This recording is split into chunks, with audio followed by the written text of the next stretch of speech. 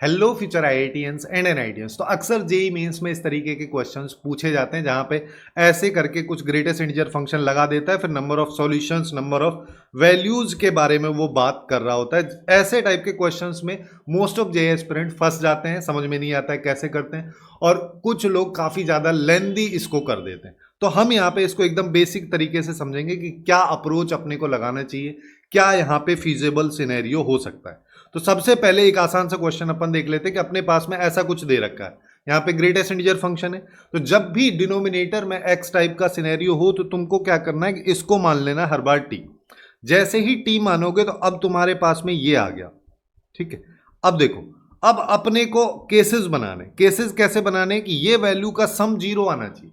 अब इसका sum zero कब आएगा, या तो ये जीरो हो जाए या ये भी जीरो हो जाए, दोनों जीरो होंगे तभी जाके सम आएगा जीरो के इक्वल। अब कभी ऐसा नहीं हो सकता यहां पे कि इसकी वैल्यू वन हो जाए, इसकी वैल्यू -1, क्योंकि सेम टाइप की वैल्यू अगर अपन पुट कर रहे हैं टी, कोई भी रियल वैल्यू अगर मान लो मैं टी की जगह पुट कर रहा हूं, तो वो ऐसा तो हो नहीं सकता कि इधर पॉजिटिव आउटपुट दे दे और इधर नेगेटिव आउटपुट दे दे, क्योंकि negative output greatest integer function में तभी मिलेगा जब अपन नेगेटिव में वैल्यू पुट करेंगे, और जब एक साइड नेगेटिव में पुट करोगे तो दूसरी साइड भी नेगेटिव में ही आउटपुट आएगा। तो बाकी ये वाले केसेस अपने पास में आएंगे नहीं कि एक प्लस हो जाए एक माइनस हो जाए, तो केवल हमारे पास में ये केस होगा। इसके अलावा इस वाले क्वेश्चन में और भी बहुत सारे केसेस होंगे, उनके बारे में बात करेंगे। तो जब ये वाला केस होगा तो अब देखो, अब डिफाइन कर लो सीधा सीधा कि अपने को t इक्वल टू जीरो। अब यहां पे तुमको एक प्रॉपर्टी पता होनी चाहिए कि अगर ये है तो इसकी वैल्यू, देखो प्रॉपर्टी नहीं भी पता है तो भी हो गया कि अगर किस वैल्यू को मैं यहां पे t की लूं जिससे कि इसका आउटपुट जीरो आ जाए, तो t की वैल्यू अगर मैं 0 पॉइंट समथिंग से, जीरो या 0 पॉइंट समथिंग यानी कि 1 से छोटी कोई भी वैल्यू ले लूं, जीरो या जीरो से बड़ी कोई भी वैल्यू ले लूं, उसका ग्रेटेस्ट इंटीजर फंक्शन हमेशा अपने पास में जीरो ही आएगा। ऐसे ही दूसरा केस कि 2t की अगर अपन बात करेंगे तो यहां पे इस 2t की वैल्यू 1 से इधर होनी चाहिए। अब हमको तो t की वैल्यू निकालनी है, तो यहां पे 2 से डिवाइड कर दो इनइक्वलिटी को, तो ये आ जाएगा 1/2। अब दोनों केसेस मेरे पास में होने चाहिए, ऐसा तो है नहीं कि केवल पहला हो जाए दूसरा नहीं होगा तो काम चल जाएगा। दोनों केसेस अगर होंगे तो दोनों का इंटरसेक्शन लेंगे। अब अपने को पता है यहां पे कह रहे हैं कि टी की वैल्यू 0 से 1, यहां पे कह रहे हैं 0 से हाफ, तो एक्चुअल में टी की वैल्यू आ गई 0 से हाफ। लेकिन ये तो टी की वैल्यू आई है, हमने तो क्या एक्स की वैल्यू निकालनी है। अब अगर मैं यहां पे देखूं टी की वैल्यू के बारे में हम बोल रहे हैं कि ये हो जाएगी, लेकिन टी एक्चुअली में क्या है, टी तो है 1/x, यहां पे इक्वल टू नहीं आया, ये आ जाएगा। जिससे अपने को क्या पता चला, अब अगर मैं इसका रेसिप्रोकल लूंगा तो इनइक्वलिटी में साइन बदल जाता है, तो यहां पे अगर अपन करेंगे तो ये हो जाएगा x greater than equal to 1/0, यानी कि इन्फिनिटी की तरफ चला जाएगा, सॉरी ये लेस देन हो जाएगा। और यहां पे बात करोगे तो ये x ग्रेटर देन 2 हो जाएगा। दोनों केसेस को अगर मैं कंबाइन करूंगा तो अपने पास में आ गया 2 से इन्फिनिटी का इंटरवल, जिसमें ये हमेशा जीरो होगा। वैसे तुम चेक भी कर सकते हो कि 2 से बड़ी कोई भी वैल्यू डालोगे तो डिनोमिनेटर न्यूमरेटर से बड़ा हो गया, जिससे इसका आउटपुट हमेशा 0 पॉइंट समथिंग आएगा, जिसका ग्रेटेस्ट इंटीजर फंक्शन जीरो हो गया। यहां पे तो जीरो ऐसे ही हो जाएगा। ऐसे ही ये दूसरे वाला क्वेश्चन जो कि देखने में थोड़ा सा अलग टाइप का है। अब यहां पे भी यही सिनेरियो अपने को करना है कि डिनोमिनेटर में x दे रखा है तो हम 1/x को t मान लेंगे, तो ये हो गया 5t, ये हो जाएगा 3t, और दोनों का सम हो जाएगा इक्वल टू 4। अब हमको फिर से क्या करना है, फिर से वही केसेस बनाने। अब केसेस बनाने के लिए अपन क्या कर सकते हैं कि इसकी वैल्यू 4 हो जाए, इसकी वैल्यू 0 हो जाए।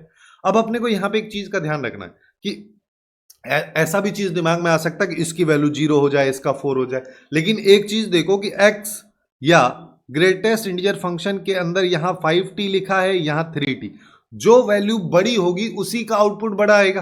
तो कभी ऐसा तो हो नहीं सकता 3t वाले का बड़ा आ जाए, अगर हम नेगेटिव वाले केस की बात नहीं कर रहे, क्योंकि नेगेटिव में -1 से बड़ा हो, -1 बड़ा होता है -2 से, तो इस वाले केस की तो हम बात ही नहीं कर रहे। और दूसरी चीज, नेगेटिव वाले सारे नंबर एक्सक्लूडेड हो जाएंगे, क्योंकि यहां पे नेगेटिव वैल्यू कोई भी लोगे उसका आउटपुट माइनस में ही आएगा, यहां पे भी माइनस आएगा। दो माइनस वाली वैल्यूज का सम कभी 4 के इक्वल या पॉजिटिव वैल्यू के इक्वल नहीं होगा। दूसरा केस क्या हो सकता है, दूसरा केस हमारे पास में ये हो सकता है कि पहले वाले की वैल्यू 3 हो जाए, इसकी वैल्यू 1 हो जाए। तीसरा केस क्या हो सकता है, इसकी वैल्यू 2 हो जाए, इसकी वैल्यू 2 हो जाए। अब ऐसा तो चौथा केस हो नहीं सकता कि पहले वाले की वैल्यू 1 हो जाए और दूसरे वाले की वैल्यू 3 हो जाए, ये तो हो ही नहीं सकता। और 2 2 तो किधर ही एक्सचेंज कर लो, उससे कोई फर्क नहीं पड़ेगा। इसके अलावा और कभी 4 बनेगा नहीं। ऐसा भी नहीं हो सकता कि पहले वाले की वैल्यू 6 हो जाए, इसकी वैल्यू -2 हो जाए, क्योंकि अगर एक माइनस में जा रहा है तो माइनस में तब जाएगा जब टी की वैल्यू माइनस में कुछ होगी, और उसके लिए फिर 5t वाली जो ग्रेटेस्ट इंटीजर फंक्शन है उसका आउटपुट भी माइनस में आएगा। तो ये पॉसिबिलिटी भी अपने पास में नहीं है। तो केवल हमारे पास में 3 पॉसिबिलिटी हैं, इनके बेसिस पे अपन चल लेंगे। तो सबसे पहले वाला केस अपन ले लेते हैं। पहले वाले केस की अगर अपन बात करें तो अपने को पता है 5t की वैल्यू 4, जिसका मतलब 5t के अंदर 5 से अपन बोल सकते हैं 4 या 4 से बड़ी वैल्यू। तो t की वैल्यू कहां से कहां आ जाएगी, 4/5 से हम बोल सकते हैं ये आ जाएगी 1 तक। ये तो इसका पहला वाला सिनेरियो। इसी के साथ 3t वाला सिनेरियो भी होनी चाहिए, जिसकी वैल्यू 0 कब आएगी, इस केस में। तो t की वैल्यू 1/3 और यहां पे 0। लेकिन अब अपने को ये देखना है कि ये वाला केस भी होना चाहिए और ये वाला केस भी होना चाहिए। बट हमको यहां पे क्लियरली दिख रहा है कि ये कह रहा है 0 या 0 से बड़ी और 0.33 से छोटी वैल्यू, और ये कह रहा है कि 0.8 से, देखो 4/5 का मतलब 0.8 से और 1 के बीच की वैल्यू, दोनों में कुछ कॉमन ही नहीं है। जब दोनों में कुछ कॉमन नहीं है तो कोई भी t की ऐसी वैल्यू है ही नहीं जो दोनों कंडीशंस को सेटिस्फाई कर रही है, तो ये नेग्लेक्ट ही हो गया ये वाला केस। ऐसे ही दूसरे केस पे आ जाओ। दूसरा केस क्या है, पहले वाले की वैल्यू 3, तो यानी कि 5t की वैल्यू 3 आ जाएगी और यहां पे आ जाएगा अपने पास में 3 कब आएगी, ये 4 आ जाएगा, ये 3 आ जाएगा, तो ये आ जाएगा 3/5 और यहां पे आ जाएगा t और ये हो जाएगा 4/5। ये पहला केस हो गया। ऐसे ही दूसरा केस ले लो। दूसरे केस में अपने को पता है 3t की वैल्यू 1 चाहिए, 1 कब आएगी, 2 से छोटा और 1 से बड़ा, तो ये आ जाएगा 1/3 से हम बोल सकते हैं t की वैल्यू 2/3 तक। अब इसको भी चेक कर लेते हैं। इसकी बात करोगे तो ये 0.6 है, इसकी बात करोगे तो 0.66 है, और ये तो 0.8 है और ये 0.33 है। तो यहां पहले वाले केस में हम कह रहे हैं 0.6 से 0.8, दूसरे वाले केस में कह रहा हूं 0.3 से 0.66। तो दोनों में कॉमन क्या है, दोनों में कॉमन है कि 3/5 यानी कि 0.6 से मैं 0.66 तक चला जाऊं, केवल इतनी ही वैल्यूज कॉमन है। ये केस यहां पे हो जाएगा। ऐसे ही इसका थर्ड वाला केस।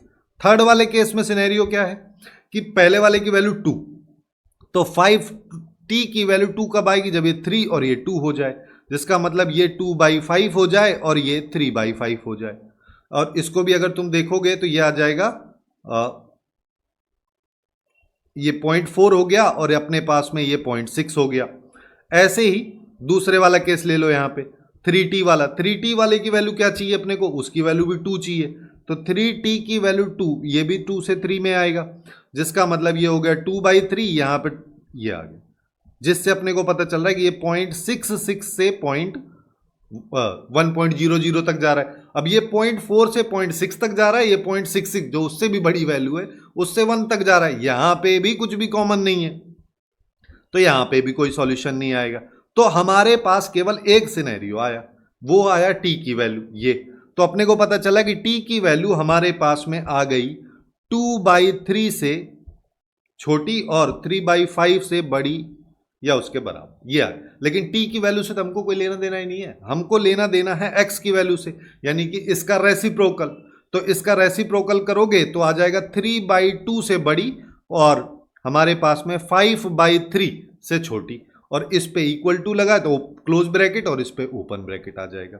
इस तरीके से हमारे पास में ये इस क्वेश्चन का करेक्ट आंसर हो जाएगा। इसी तरीके के क्वेश्चंस तुमको लेफ्ट साइड वाली प्लेलिस्ट में दिख रहे होंगे, जो कि जेईई मेंस 2026 के लिए हाईली इंपॉर्टेंट है। तुम लोग उन टाइप के क्वेश्चंस को जाके भी चेकआउट कर सकते हैं।